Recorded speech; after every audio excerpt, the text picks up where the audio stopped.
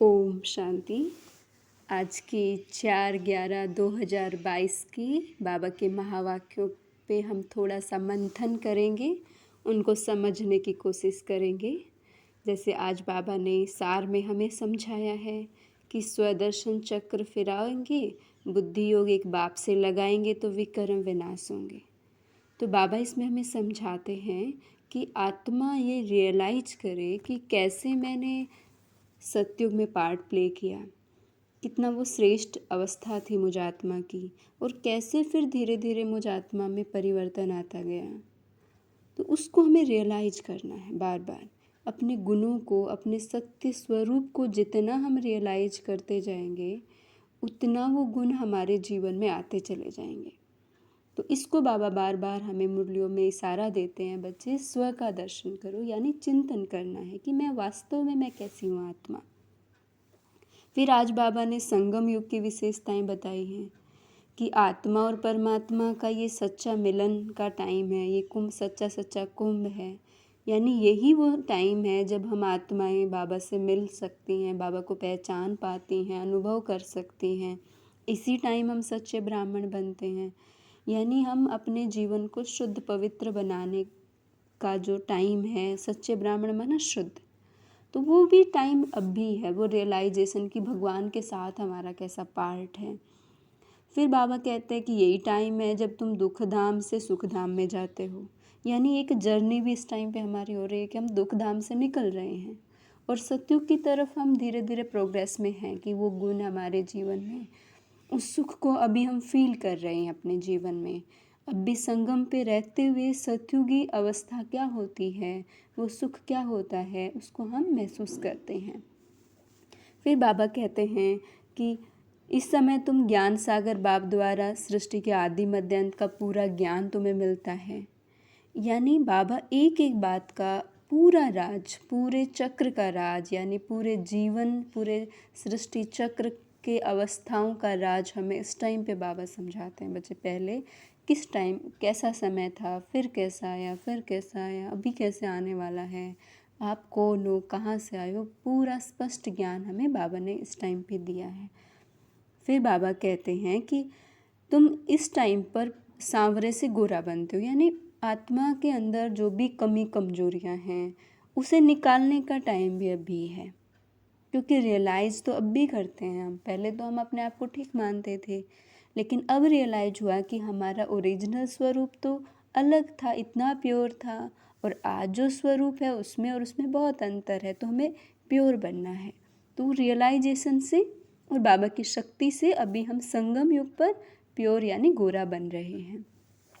फिर आज बाबा ने इस चक्र के राज के साथ साथ ये भी समझाया है कि बाबा जो है वही हमें पावन बना सकते हैं। बाबा ही ज्ञान का सागर है। अपनी बुद्धि में हमें फिर ये सारा दिन बाबा के गुण और बाबा के कर्तव्यों को हमें रियलाइज करना है। फिर बाबा ने कहा कि मुझे याद करो, मैं तुम उससे पावन बनोगे और मैं कोई तकलीफ़ तुम्हें नहीं देता हूँ। अगर तुम्हें उच्च पद पाना है, पावन बनना है, तो मुझे याद करो। और फिर बाबा ने कहा कि ये फरमान है बाप का, और तुम्हें कैसे भी करके टाइम निकाल करके इस फरमान को मानना। आप कितने भी बिजी हो, लेकिन ये सोचना है कि ये सबसे इम्पोर्टेंट काम मेरे लिए है कि मुझे, मेरा मेन लक्ष्य है अपने आप को प्योर करने का। फिर बाबा ने कहा कि जो सिर पर बोझा है, हमने जन्म जन्म जो गलतियां की हैं, जो पाप कर्म किए हैं, जो गलत संस्कार बनाए हैं, जो बोझा है, उसको ख़त्म करने का बाबा की याद के अलावा और कोई उपाय नहीं है। फिर बाबा ने आज ये भी बात बताई कि मैं पतित पावन हूँ और मैं पुनर्जन्म रहित हूँ। बाबा ने अपनी विशेषता हमेशा की तरह फिर याद दिलाई कि मैं तुम आत्माओं की तरह पुनर्जन्म में नहीं आता हूँ, मैं पुनर्जन्म रहित हूँ। फिर बाबा ने कहा, श्री कृष्ण और राधे को याद किया आज बाबा ने मुरली में कि श्री कृष्ण अलग राजधानी का होगा और श्री राधे अलग, और दोनों की फिर सगाई होती है और फिर वही लक्ष्मी नारायण बनते हैं। तो इस राज को फिर से बाबा ने स्पष्ट किया। स्वर्ग के महाराजा महारानी, प्रिंस प्रिंसेस राधे कृष्ण गाए हुए हैं। बाबा ने ये भी बताया कि उनके माँ बाप का इतना ऊंचा मर्तबा नहीं है, क्योंकि उन्होंने इतने इस ज्ञान को जितना राधे कृष्ण ने अपने जीवन में उतारा संगम युग पर, उतना नहीं वो कर पाए, इसलिए उनका ऊंच पद है राधे कृष्ण का और माँ बाप का उनसे थोड़ा कम है।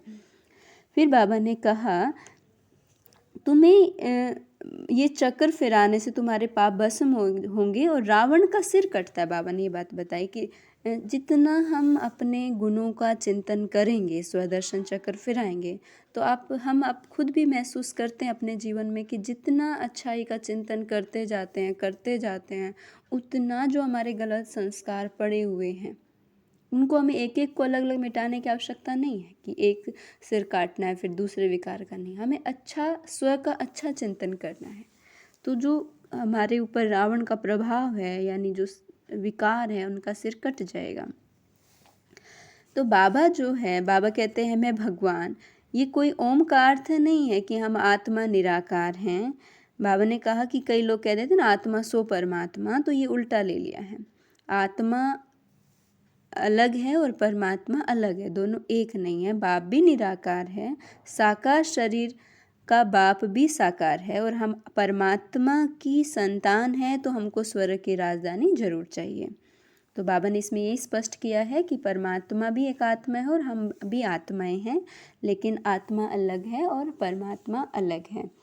फिर बाबा ने कहा हमें कि मैं स्वर्ग का मालिक नहीं बनता हूँ, तुम आत्माएं स्वर्ग का मालिक बनते हो। फिर बाबा ने अपनी विशेषता याद दिलाई कि मैं तो अभोक्ता हूँ, तुम्हारी तरह मैं सुख दुख नहीं भोगता हूँ। फिर बाबा ने कहा कि आत्मा का पाठ हमें पक्का करना है। आत्मा ही जो शिक्षाएं हैं, जो ज्ञान है, वो आत्मा ही धारण करती है। आत्मा कहती है भाई मैं बैरिस्टर हूँ, इंजीनियर हूँ, तो ये फिर बाबा कहते पक्का करो कि मैं आत्मा हूँ। हम सतयुग में थे तो महान आत्मा थे, फिर कलयुग में हम पाप आत्मा बन जाते हैं। फिर बाबा ने कहा कि सबसे महान आत्मा है एक परमात्मा जो सदैव पवित्र है। तो यहाँ तो बाबा कहते सदैव पवित्र नहीं रहते हैं, सदैव पवित्र तो तुम सुख धाम में रहते हो, लेकिन बाबा तो ऑल टाइम सदा पवित्र है, महान आत्मा है। बाबा ने कहा कि सतयुग में अकाले मृत्यु नहीं होती है, वहाँ तो समय पर एक शरीर छोड़ हम दूसरा नई खा ले लेते हैं, नया शरीर ले लेते हैं। फिर बाबा ने आज मुरली में ये भी कहा जो बाप का फरमान मानते हैं वो सपूत हैं और नहीं मानते तो वो तो बाबा ने कहा महान कपूत कहलाते हैं। आज वरदान में फिर विस्तार में बाबा ने कहा है कि हम अगर सेवाओं में अपने आप को बिजी रखते हैं, अगर हमारा एक सही टाइम टेबल होता है, जैसे बाबा ने टाइम टेबल हमारा निश्चित किया उस अनुसार, और हम बिजी रहते हैं, तो बिजी रहने से माया नहीं आ सकती है। हमारा अपने ऊपर अटेंशन हो और उस अटेंशन से हम निर्विघ्न अवस्था को प्राप्त कर सकते हैं। और सेवा से जो दुआएं मिलती हैं वही तंदुरुस्त रहने का साधन है ना। जब भी हम सेवा करते हैं तो दूसरे भी हमसे खुश होते हैं, संतुष्ट होते हैं, और जिसको प्राप्ति होती है उसके दिल से हमारे लिए दुआएं निकलती हैं और वही हमारे आगे बढ़ने का साधन बन जाते हैं। तो ये थी आज की मुरली का विश्लेषण। ओम शांति।